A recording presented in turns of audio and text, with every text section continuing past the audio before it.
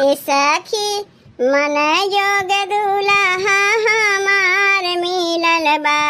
सखी मन जोग दूल्हा हमार मिलल बा। सखी नैहरे से नीक ससुराल मिलल बा। सखी नैहरे से नीक ससुराल मिलल बा। सखी मन जोग दूल्हा हमार मिलल बा। सखी नैहरे से नीक ससुराल मिलल बा। सखी नैहरे से नीक ससुराल मिलल बा।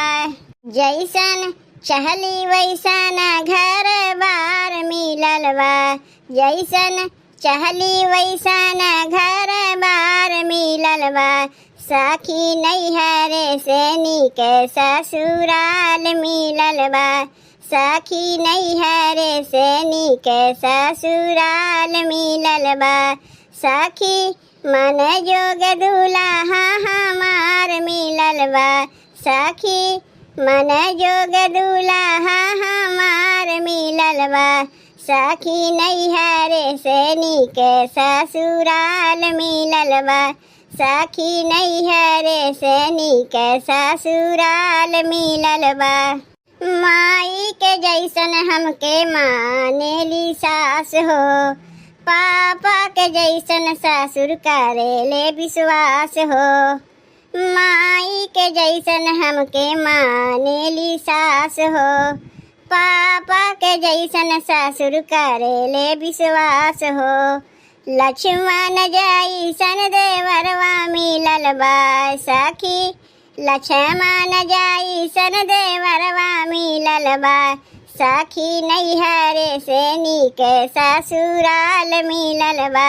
सखी नैहरे से नीक ससुराल मिलल बा।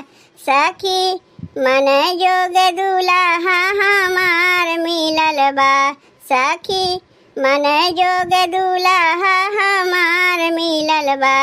सखी नैहरे से नीक ससुराल मिलल बा। सखी नैहरे से नीक ससुराल मिलल बा। मिली जुली रहे इहवा पूरा परिवार हो। सबका से मिलेला सब कर विचार हो। मिली जुली रहे इहवा पूरा परिवार हो। सबका से मिलेला सब कर विचार हो। हमरे सोचे से ज्यादा हमके प्यार मिलल बा। हमरे सोचे से ज्यादा हमके प्यार मिलल बा। सखी नैहरे से नीक ससुराल मिलल बा। सखी नैहरे से नीक ससुराल मिलल बा। ए सखी मन जोग दूल्हा हमार मिलल बा। ए सखी मन जोग दूल्हा हमार मिलल बा। सखी नैहरे से नीक ससुराल मिलल बा। सखी नैहरे से नीक ससुराल मिलल बा। जैसन चहली वैसन घर बार मिलल बा। जैसन चहली वैसन घर बार मिलल बा।